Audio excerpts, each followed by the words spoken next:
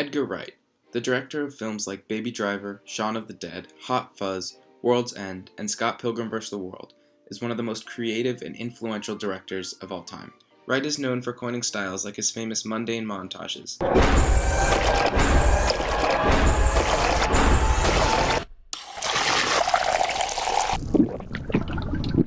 His use of camera comedy. Hi. Knives, that's Kim. Sorry, what was your name? Kim. Can you play the drums? Yes. Playful storytelling through diegetic and non-diegetic sounds. That's for me. And many other captivating devices. However, I believe some of the most admirable traits of a Wright film are their ability to be watched over and over again. When Baby Driver first came out this summer, I saw it in theaters on 4 separate occasions, watched it again twice at home, and 2 more times for this project. Upon watching it for the 9th time in class a few days ago, I found that each scene was just as interesting and dynamic as the first time I saw the movie in theaters, even though I knew exactly what was going to happen. Analyzing a film requires watching it many times through. Picking apart the movie scene by scene and shot by shot is something that should be boring, but with all of Edgar Wright's films, I've always had fun doing it. Why is that? I believe this indescribable quality that allows Wright's films to be watched so many times lends itself to the depth at which Wright, well, writes. More specifically though, the way Wright uses foreshadowing. Take this clip for example, in which Deborah flirts with Baby. Baby? So when was the last time you hit the road just for fun? Yesterday. I'm jealous.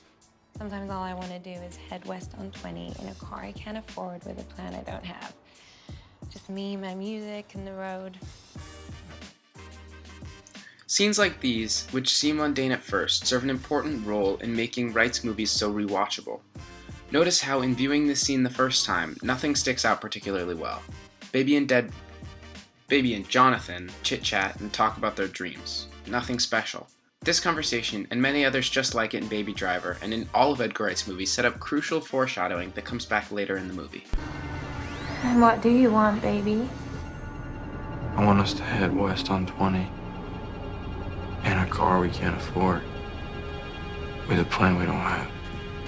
The diner scene from earlier was not just a flirtatious moment between Baby and Deborah. It was an instance of foreshadowing that we only understand here, at the end of the film. The first time I watched the movie, I'm sure I didn't notice this detail at all. Upon further viewings, once I already knew what happened, these moments make sense. Wright scatters little thematic Easter eggs throughout his movies to deepen the experience and make his films truly binge-worthy.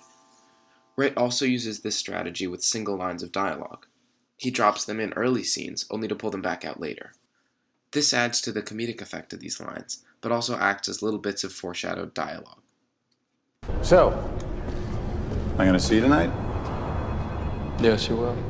You're not just saying what you think I want to hear, right? You consider me a friend, don't you? Look, you and I are a team. Nothing is more important than our friendship. You and I are a team. Nothing is more important than our friendship. Good to know. You and I are a team. Don't feed me any more lines from Monsters, Inc. It pisses me off. It's one of Sam's favorites. I thought it sounded familiar, you little shit. Wright also uses repeated dialogue here in 2 scenes from the 3rd and 1st act. Remember, what's in there is ours. What's in there is ours. It belongs to us. It belongs to us. They got our money. They got our mama's jewels. They took our money, our hard-earned paper. They snuck in when we were asleep last night and took the pants off the chair and emptied our wallets. So let's go back in there and take back what's ours. They got what's rightfully ours. Let's go get it back. What's rightfully ours. Repeated scenes of dialogue and actions like these help solidify plot points in a viewer's head, as well as make a film funny and dynamic, even on the 100th watch through. So what is it you do? I'm a driver. Oh, like a chauffeur. I'm going on, baby, there's no turning back. I'm on the TV on your album cassette and 8-track. And when the show is finally finished, I'll be taking my bag. My name is Johnny, yo, I got no hat. Not a chauffeur. Noted. What's the matter, David?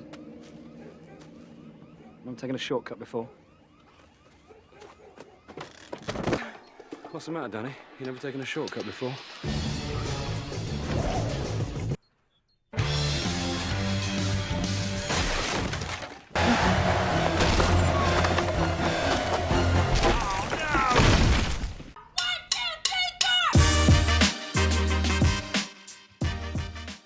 Wright also uses televisions and seemingly obscure information to foreshadow events or to narrate them, like we saw on the TV in Baby Driver, or here in Shaun of the Dead. Although no one official is prepared to comment, religious groups are calling it Judgment Day. There's panic on the streets of London as an increasing number of reports of serious attacks on people who are literally being eaten alive. The witness reports are sketchy. One unifying detail seems to be that the attackers in many instances appear to be Dead excited to have with us here a sensational chart-topping or ideological connection between those committing the atrocities and perhaps more alarming. Edgar Wright uses repetition to hint at what's going to happen next in his films. This not only enhances the experience of watching one of his films, but the experience of rewatching them too.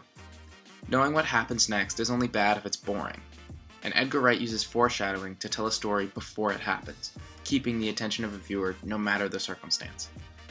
Wright films, unlike many others, are not just susceptible to multiple viewings, but they're made for them. The more you watch a Wright film, the more you can unpack it, and the better it gets. One-liners gain meaning, and subplots thicken with each viewing.